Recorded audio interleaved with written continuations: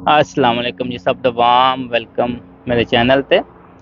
ਮੈਂ ਅਗਲੇ ਦਿਨ ਇੱਕ ਵੀਡੀਓ ਦੇਖ ਰਿਹਾ ਸੀ ਜਿਹਦੇ 'ਚ ਐਂਕਰ ਇੱਕ ਬੰਦੇ ਨੂੰ ਕੋਲੋਂ ਪੁੱਛ ਰਿਹਾ ਸੀ ਕੁਝ ਸਵਾਲ ਔਰ ਉਹਦਾ ਜਵਾਬ ਉਹ ਬੰਦਾ ਪੰਜਾਬੀ ਸੀ, ਕੋਸ਼ਿਸ਼ ਕਰ ਰਿਹਾ ਸੀ ਉਰਦੂ ਬੋਲਣ ਦੀ, ਲੇਕਿਨ ਨਹੀਂ ਉਹਦੇ ਕੋਲ ਬੋਲੀ ਜਾ ਰਹੀ ਸੀ ਤੇ ਇੱਕ ਬੰਦਾ ਆ ਕੇ ਕਹਿੰਦਾ ਕਿ ਨਹੀਂ ਇਹਨੂੰ ਕੀ ਪਤਾ ਹੈ, ਇਹ ਪੜ੍ਹਿਆ ਲਿਖੀ ਨਹੀਂ ਹੈ। ਤੇ ਮੈਂ ਨਾ ਫਿਰ ਬੜਾ ਸੋਚੀ ਪਿਆ ਰਿਹਾ ਕਿ ਇਹ ਬੰਦਾ ਪਾਕਿਸਤਾਨ 'ਚ ਕਿਆ ਪੜ੍ਹਨ ਦਾ ਮਿਆਰ ਉਰਦੂ ਹੀ ਹੈ, ਉਰਦੂ ਬੋਲਣਾ ਹੈ।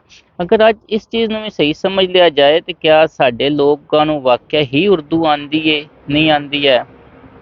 ਤੁਸੀਂ ਦੇਖੋਗੇ ਅਗਰ ਕੋਈ ਪੰਜਾਬੀ ਉਰਦੂ ਬੋਲ ਰਿਹਾ ਹੈ ਤੇ ਉਹ ਦੂਰੋਂ ਹੀ ਪਤਾ ਚੱਲ ਜਾਏਗਾ ਕਿ ਇਹ ਬੰਦਾ ਪੰਜਾਬੀ ਹੈ, ਉਰਦੂ ਬੋਲ ਰਿਹਾ। ਕੋਈ ਪਖਤੂਨ ਹੈ, ਉਹ ਉਰਦੂ ਬੋਲ ਰਿਹਾ ਤਾਂ ਉਹਦਾ ਦੂਰ ਹੀ ਪਤਾ ਚੱਲ ਜਾਏਗਾ ਕਿ ਪਖਤੂਨ ਉਰਦੂ ਬੋਲ ਰਿਹਾ। ਇਸ ਤਰ੍ਹਾਂ ਸਿੰਧੀ ਹੈ, ਇਸੇ ਤਰ੍ਹਾਂ ਬਲੋਚੀ ਹੈ, ਦੂਰ ਹੀ ਪਤਾ ਚੱਲ ਜਾਏਗਾ ਕਿ ਇਹ ਉਰਦੂ ਬੋਲ ਰਹੇ। ਕਿਉਂ ਪਤਾ ਚੱਲ ਜਾਏਗਾ? ਉਹਨਾਂ ਦੇ ਲਹਿਜਿਆਂ ਤੋਂ। ਕਿਉਂ ਉਹਨਾਂ ਦੇ ਲਹਿਜਿਆਂ ਤੋਂ?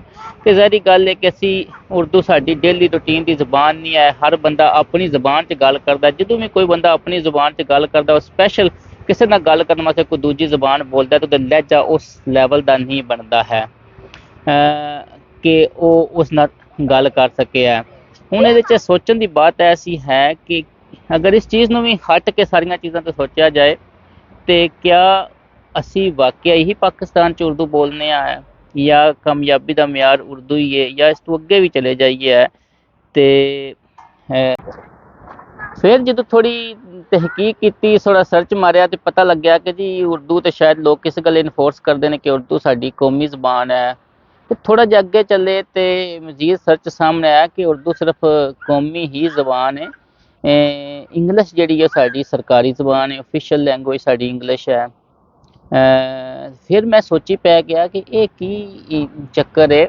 ਕਿਆ ਜਿਨ੍ਹਾਂ ਨੇ ਪਾਕਿਸਤਾਨ 'ਚ ਉਰਦੂ ਨੂੰ ਕੌਮੀ ਜ਼ੁਬਾਨ ਕਿਹਾ ਸੀ, ਕਿਆ ਉਹ ਕਨਫਿਊਜ਼ ਲੋਕ ਸੀ ਜਾਂ ਉਹ ਕਲੀਅਰ ਸੀ, ਜਾਂ ਬਾਅਦ 'ਚ ਆਉਣ ਵਾਲੇ ਜਿਹੜੇ ਨੇ ਕਨਫਿਊਜ਼ ਹੋ ਗਏ ਨੇ ਕਿ ਉਹਨਾਂ ਨੇ ਇੰਗਲਿਸ਼ ਨੂੰ ਸਾਡੀ ਸਰਕਾਰੀ ਜ਼ੁਬਾਨ ਕਰ ਦਿੱਤਾ ਹੈ। ਫਿਰ ਜਦੋਂ ਇਸ ਖਿੱਤੇ ਦੀ ਤਾਰੀਖ ਪੜ੍ਹੀਏ, ਇਹਨਾਂ ਸੂਬਿਆਂ ਦੀ, ਜਿਹੜੇ ਸੂਬੇ ਇਸ ਟਾਈਮ ਪਾਕਿਸਤਾਨ 'ਚ ਸ਼ਾਮਲ ਨੇ, ਤੇ ਉਰਦੂ ਦਾ ਕੋਈ ਨਾਮੋ ਨਿਸ਼ਾਨ ਨਹੀਂ ਲੱਭਦਾ ਹੈ। ਤੁਸੀਂ ਕੁਝ ਸੌ ਸਾਲ ਪਿੱਛੇ ਜਾਓਗੇ, ਜਦੋਂ ਮੁਗਲ ਦੌਰ ਸੀ ਤੇ ਉਦੋਂ ਫਾਰਸੀ ਤੁਹਾਡੀ ਸਰਕਾਰੀ ਜ਼ੁਬਾਨ ਸੀ, ਹਰ ਜਗ੍ਹਾ ਤੇ ਫਾਰਸੀ ਸੀ। ਇਸੇ ਵਾਸਤੇ ਤੁਹਾਡੇ ਵਿੱਚ ਜਿਹੜੇ ਲੋਕ ਅੱਜ ਤੋਂ 15-20 ਸਾਲ 25 ਸਾਲ ਪਹਿਲੇ ਪੜ੍ਹਦੇ ਸੀ, ਮੈਟ੍ਰਿਕ ਕਰਦੇ ਸੀ, ਉਹਨਾਂ ਨੂੰ ਪਤਾ ਸੀ ਕਿ ਸਾਡੇ ਫਾਰਸੀ ਦੇ ਸ਼ਾਇਰ ਹਜ਼ਰਾਤ ਬਹੁਤ ਸੀ ਹੈ। ਅਗਰ ਇਸ ਚੀਜ਼ ਨੂੰ ਸਾਰੀਆਂ ਹਿਸਾਬਾਂ ਨਾਲ ਲਾਇਆ ਜਾਏ ਤਾਂ ਫਿਰ ਕਿਹੜੀ ਇੰਨੀ ਮਜਬੂਰੀ ਬਣ ਗਈ ਸੀ ਕਿ ਸਾਡੇ ਤੇ ਉਰਦੂ ਹੀ ਲਾਗੂ ਕਰਨੀ ਸੀ? ਅਗਰ ਉਰਦੂ ਹੀ ਲਾਗੂ ਸਾਡੇ ਤੇ ਕਰਨੀ ਸੀ, ਫਿਰ ਇੰਗਲਿਸ਼ ਨੂੰ ਸਰਕਾਰੀ ਜ਼ੁਬਾਨ ਕਿਉਂ ਬਣਾਇਆ ਗਿਆ ਸੀ?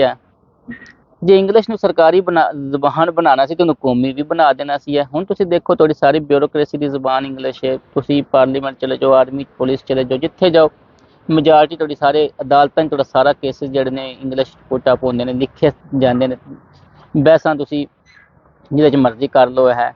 ਫਿਰ ਅਗਰ ਤੁਸੀਂ ਜੱਜ ਦੇ ਸਾਹਮਣੇ ਬਹਿਸ ਕਰਦੇ ਹੋ ਤਾਂ ਤੁਸੀਂ ਉਰਦੂ 'ਚ ਕਰ ਰਹੇ ਹੋ, ਹਾਲਾਂਕਿ ਜੱਜ ਵੀ ਪੰਜਾਬੀ, ਵਕੀਲ ਵੀ ਪੰਜਾਬੀ, ਸੁਣਨ ਵਾਲਾ ਵੀ ਪੰਜਾਬੀ, ਲੇਕਿਨ ਬਹਿਸ ਉਰਦੂ 'ਚ ਕਰ ਰਹੇ ਨੇ। ਲੇਕਿਨ ਕੇਸ ਪੁੱਟ ਅਪ ਸਾਰਾ ਜਿਹੜਾ ਉਹ ਇੰਗਲਿਸ਼ 'ਚ ਹੋ ਰਿਹਾ ਹੁੰਦਾ ਹੈ। ਤੇ ਅਗਰ ਉਹ ਪਿੱਛੇ ਜੇ ਇੱਕ ਇੰਡੀਅਨ ਵਜ਼ੀਰ ਸੀ, ਉਹਨੇ ਕਿਹਾ ਕਿ ਪਾਕਿਸਤਾਨ ਕੋਲ ਤੇ ਆਪਣੀ ਜ਼ੁਬਾਨ ਹੀ ਕੋਈ ਨਹੀਂ, ਸਾਡੀ ਮੰਗਵੀਂ ਜ਼ੁਬਾਨ ਉਰਦੂ ਲੈ ਕੇ ਬੈਠਾ। ਗੱਲ ਤਾਂ ਠੀਕ ਹੈ, ਉਰਦੂ ਲਖਨਊ ਦੀ ਜ਼ੁਬਾਨ ਸੀ, ਸਾਡੇ ਖਿੱਤੇ ਨਾਲ ਉਹਦਾ ਚੱਕਰ ਕੋਈ ਨਹੀਂ ਸੀ। ਅਗਰ ਗੁਲਾਮੀ ਕਰਨੀ ਸੀ ਫਿਰ ਉਰਦੂ ਦੀ ਬਜਾਏ ਇੰਗਲਿਸ਼ ਦੀ ਕਿਉਂ ਨਹੀਂ ਕੀਤੀ? ਕੁਝ ਸਵਾਲਾਤ ਨੇ ਜਿਹੜੇ ਜ਼ਿਹਨ 'ਚ ਆਉਂਦੇ ਨੇ, ਉਹਨਾਂ ਦੇ ਜਵਾਬ ਇਨਸਾਨ ਢੂੰਢਣ ਦੀ ਕੋਸ਼ਿਸ਼ ਕਰਦਾ ਲੇਕਿਨ ਲੱਭਦੇ ਨਹੀਂ ਹਨ। ਤੁਸੀਂ ਵੀ ਸੋਚੋ ਇਸ 'ਤੇ ਗੌਰ ਕਰਿਓ। ਬਹੁਤ ਸ਼ੁਕਰੀਆ।